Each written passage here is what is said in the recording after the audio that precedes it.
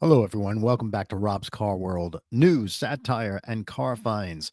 Like I said, look at cars every day in the marketplace. I found a car on Facebook Marketplace that I consider a top pick. It is a 1962 Studebaker Hawk GT. And we're going to get right into this car right now. This car here was found this morning. It's basically, I don't know how long it's been listed a week ago. It's out in Long Island. It is a very interesting car, the Studebaker GT Hawk. It was the high performance top end of the line, the top of the line for Studebaker. Actually, was close to the end of the line for Studebaker at the time as well. It's a really interesting car. I mean, and there's a big following for these cars, and there's Studebaker clubs and organizations that you can join to get parts and share stories on. Now, I'm not an expert on this car, but I am a fairly good when it comes to pricing and when it comes to restoring cars. And I can tell you, restoring a car like this with all the detail and the chrome and the two-tone paintwork and the interior and all the bright work that's on this car, I can say that this car is probably worth $22,800. It's at least worth $19,000 from a pure restoration point of view. So let's get into this car a little bit. The seller, I normally look at the seller's profile before I consider posting a car from someone.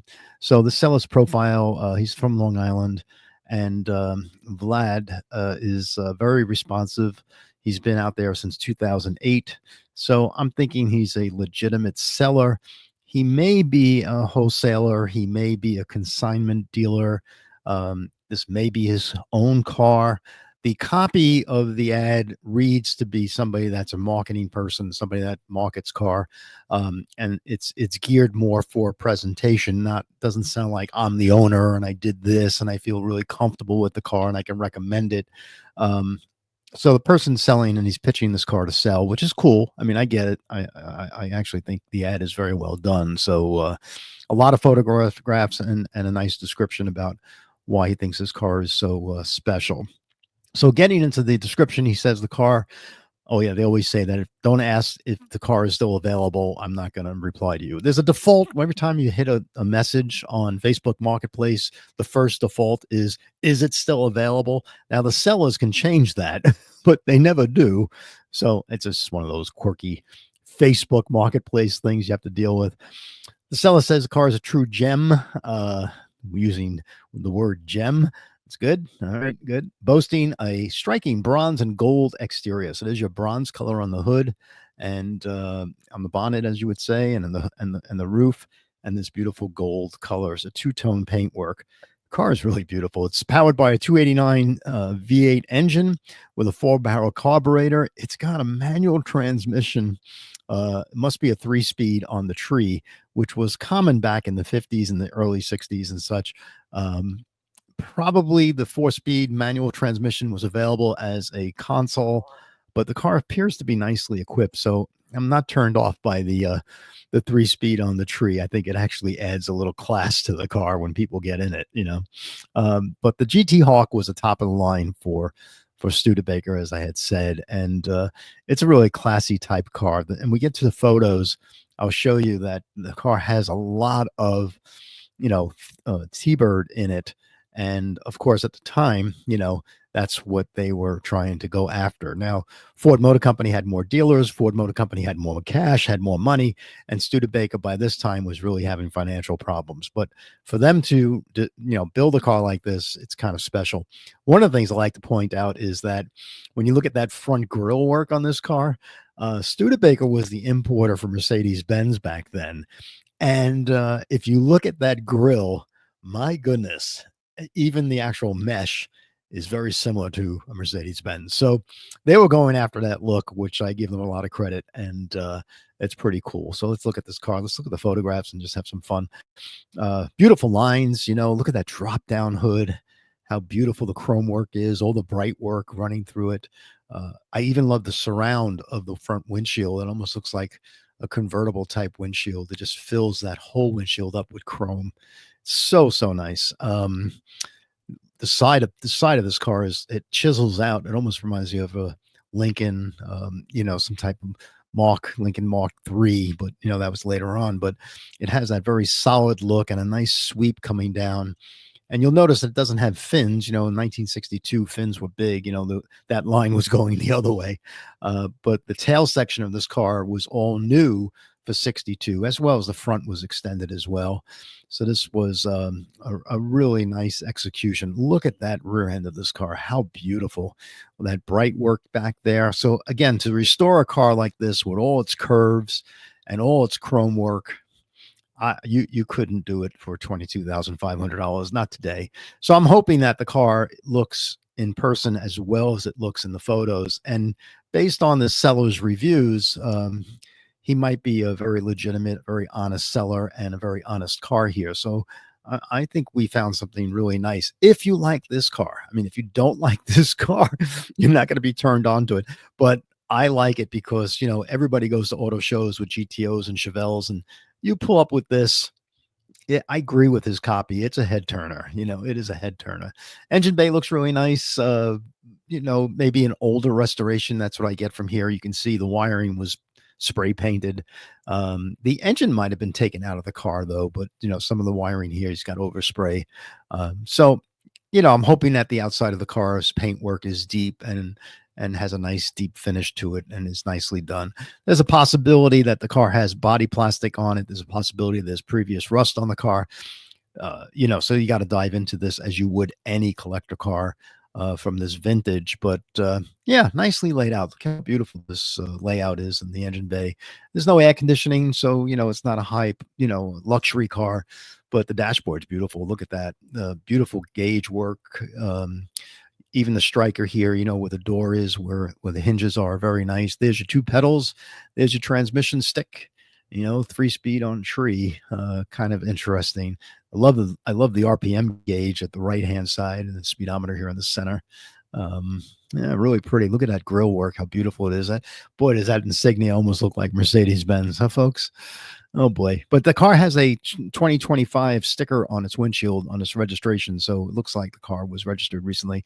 I'm not sure if the photographs are current. They could have been like back in September or something like that. But the gauges look nice. Maybe a little peeling here on the gauges, but you got to remember this is a car from 1962. So tires are very nice. I'm hoping they're not dry rotted. So look into those. And there's your foot pedals. I don't know if that's the original mat, but I'm sure you can get mats like that. But the foot pedals. So whoever really got into this car, either this car was like immaculate before it got into the restoration mode, but even the screws that are holding on this little flap here, where the tunnel comes, where you have your steering column. I mean, even those screws look nicely done. So somebody had some real care. And the interior work on this car, my goodness, you can spend $5,000, $4,000 on this interior alone. So again, that's where the value is in this car. And beautiful, roof here on the inside of the car. That looks nicely done. It has the bands to make it look like it's convertible, but that headliner looks very nice. Almost looks like a suede here in the back sail panel. It's a hard top, so you don't have a post here in the middle, which is like cool, so it's really nice. Undercarriage looks good. A little overspray here, no big deal. It's got a sway bar, so that was nice. The suspension points here are the old-fashioned grease fittings, and sometimes the grease does get a little messy, but looks a little dirty over here, but I'm not sure what's going on. But that's easy to look at and inspect and get through it. But the lower control arms look really nice from what I can see. Again, this car must have been well cared for before it was put on sale. But again, things like this is you look at the firewall. This is painted. I don't think that was painted from the factory. So somebody just sprayed painted over some things. And that's okay. And that's, you can't fault people for that. But he's not saying that this car is a concourse car in any way. And I think the price is good. This is interesting. He's got bullet mufflers here. It's like these the Thrush mufflers from the 1960s. This car must be loud, even though it's a small V8, unless there's a resonator somewhere that I'm not seeing. But boy, when you start this car up, I would think it's going to be pretty hot roddish. Leaf suspension in the back, nothing that fancy, but a lot of the 60s wasn't that fancy. So and that's another shot of the undercarriage. So nice photos, nice description, price point. $22,800. Uh, Again, if I was to buy this car, if I found one that was rust free for $12,000, I couldn't make that car look as nice as this one for $10,000. So if I was really on this car, I would probably be looking to give him 18 to 15, 18,500, $19,000. And then, the gap isn't that big to close. So he's not being too unreasonable on this price. Now, I don't know what Studebaker GT Hawks are going for, but I'm just basing this price on the quality of the restoration, the amount of detailing that was done to this car, the interior, all the chrome work, all the bright work around the engine bay area, the front, the beautiful sail here, for the front grille is not dented, the bumpers are re-chromed or whatever. So this car has had an extensive restoration, and I'm hoping that the paint work and it drives as nice as it looks. So looks like to be an honest seller. Looks to be a nice car. Do some research. I did some research on the sales of these cars. That was the old Hawk. Had different back of the car, and that was the new way it looked. I'll show you these pictures here. This was the older Hawk, and then the newer one that came out in '62. That lasted to 65 was the newer version that we see here in the photos. But the sales volumes, basically the Studebaker Coupe versus the Thunderbird, you can see that the Studebaker Coupe, it was falling. I mean, the numbers were coming down, but it doesn't necessarily mean that the car was bad. The factory wasn't doing that well. They probably couldn't advertise the car as best as they like to. The dealers weren't making big money. And then you have Ford Motor Company flexing their muscles with a beautiful T-Bird when it came out, especially the first two-seat T-Birds that came out. And then when they're four-seater T-Birds, sales came down a bit and probably came back up here, in '64 with some, new designs and things like that, up facelifts in '64. Back then, Ford Motor Company, every year, they were facelifting the cars, But this car lasted from '62 to '64. And unfortunately, that was the worst time, with Studebaker. So this is what's left of Studebaker was this beautiful Hawk. And I don't know. I love this car. Anyway, thanks very much for joining us. If you like to find this car, you can go on Facebook Marketplace across the banner here. That is the item number. I can put a link in the video. YouTube bounces that. But to find this top pick, just search Facebook Marketplace. You can't miss it. It's in East Northport, New York, which is Long Island. So a really nice car. I hope you enjoyed it.